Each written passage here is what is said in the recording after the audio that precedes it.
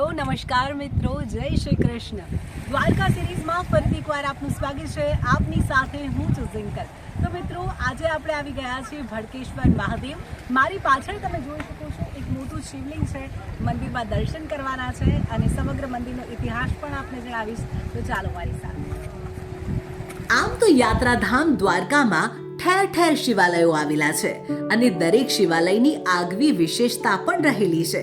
પરંતુ આ બધા જ શિવાલયોમાં સૌથી વધારે ભૌગોલિક વિશેષતા ધરાવતું મંદિર એટલે ભડકેશ્વર મહાદેવ મંદિર. લગભગ 5000 વર્ષ પહેલા અરબ સાગરમાં એક શિવલિંગ પ્રકટ થયું હતું, જેને આજે આપણે શ્રી ભડકેશ્વર મહાદેવ મંદિરના નામથી ઓળખીએ છીએ. આ એક સ્વયંભૂ શિવલિંગ છે અને નવાઈની વાત તો એ છે કે અહીં સમુદ્ર ખુદ શિવલિંગ પર જળાભિષેક કરે છે. જી હા, જૂન જુલાઈના સમયમાં અરબ સાગર પોતે જ આ શિવલિંગ પર અભિષેક કરે છે અને કેટલાક સમય માટે આ મંદિર સમુદ્રમાં સમાઈ જાય છે. આ દ્રશ્ય જોવો પણ એક લહાવો ગણાય છે. ભડકેશ્વર મહાદેવ મંદિરની અલૌકિક સુંદરતાનું વર્ણન કરવા માટે કદાચ શબ્દો ઓછા પડશે. ભૌગોલિક દ્રષ્ટિએ આ મંદિર ઘણું જ અદ્ભુત અને અવિસ્મરણીય છે. ત્રણેય તરફથી સમુદ્રના પાણીથી ઢંકાયેલું આ મંદિર ઘણું જ પ્રાચીન છે. હજારો વર્ષોથી સમુદ્રના પ્રચંડ મોજાઓની સામે બાથ ભીડીને પોતાની ધ્વજા પતાકા લહેરાવતું આ મંદિર એ દ્વારકા નગરીના પ્રભાવશાળી ધાર્મિક સ્થાનોમાંનું એક ગણાય છે.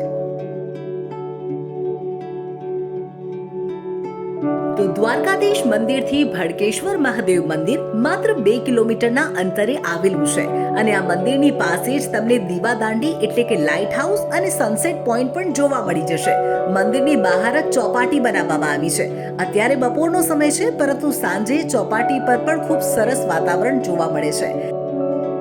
તો જો તમને ચોપાટી પસંદ હોય, દરિયા કિનારો પસંદ હોય અને મહાદેવના ભક્ત હો, તો આ જગ્યા તમારા માટે એકદમ પરફેક્ટ છે. જો કદાચ તમે 2-3 વર્ષ પહેલા આ જગ્યાએ આવ્યા હશો તો ત્યારે આ મંદિર ઘણું બધું અલગ દેખાતું હતું. જેમ મેં અગાઉ તમને જણાવ્યું તેમ આ મંદિર થોડાક સમય માટે દરિયામાં સમાઈ જાય છે અને દરિયાના ખારા પાણીના કારણે મંદિરની જે દિવાલો છે તેને નુકસાન પહોંચે છે અને તેના માટે વારંવાર આ મંદિરને રિનોવેશન કરાવવાની જરૂર પડે છે. તેની જે દિવાલો છે તેની મરામત કરાવવાની જરૂર પડે છે.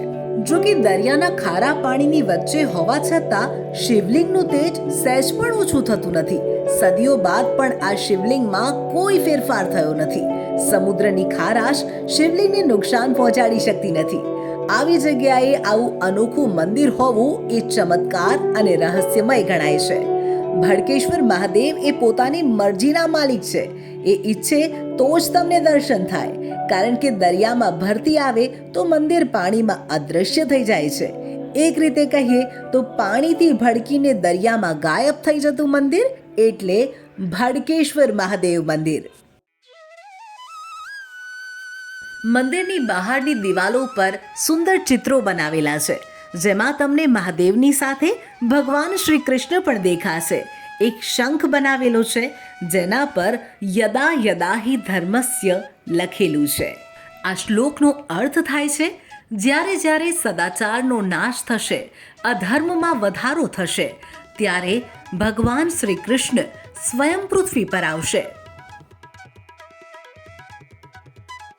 સમુદ્રની વચ્ચે માત્ર એક ખડક પર વર્ષોથી ટકેલું આ મંદિર ભક્તોમાં શ્રદ્ધા અને આસ્થાનું કેન્દ્ર છે. તો આપ પણ યુટ્યુબના માધ્યમથી દર્શન કરો 5000 વર્ષ જૂના સ્વયંભૂ શિવલિંગ રૂપે બિરાજમાન મહાદેવજીના. આશા રાખીએ કે ભગવાન શિવશંકર આપ તમામ દર્શક મિત્રોના તમામ દુઃખ દર્દ દૂર કરે અને તમામના જીવનમાં સુખાકારી ભરી દે. આ મંદિર ઘણું જ નાનું અને પુરાણું છે. મહાશિવરાત્રિના દિવસે દર વર્ષે અહીં ભવ્ય લોકમેળો યોજાય છે અને ભાવિ ભક્તોનું જાણે કે અહીં કેડિયારું ઉભરાય છે. આ સિવાય જો તમે ફોટોગ્રાફી કરાવવાના શોખીન છો તો અહીંયા ખૂબ સારા ફોટોઝ આવે છે. જરા અહીંયાનો વ્યૂ તો તમે જુઓ.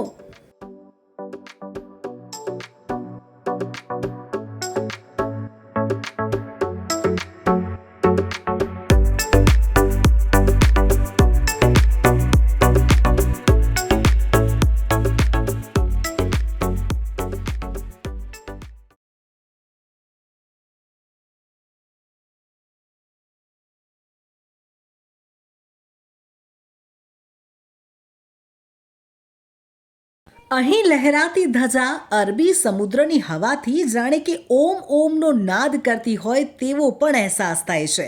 તો વળી સંધ્યા આરતીના સમયે તો જાણે દરિયો પણ તેમાં સૂર પુરાવતો હોય તેમ લાગે છે. તો મિત્રો, આપણા દ્વારકા સિરીઝના ભડકેશ્વર મહાદેવ મંદિરના વિડીયોમાં આટલું જ, પરંતુ હજુ આપણી સિરીઝ યથાવત રહેશે અને આપને આવા મજેદાર વિડીયો હજુ પણ જોવા મળશે. તો જો આપે હજુ સુધી અમારી ચેનલને સબસ્ક્રાઇબ નથી કરી તો ઝડપથી સબસ્ક્રાઇબ કરી દો, લાઈક કરી દો, કમેન્ટ કરી દો અને હવે આપણે મળીએ નેક્સ્ટ વિડીયોમાં. Thanks for watching.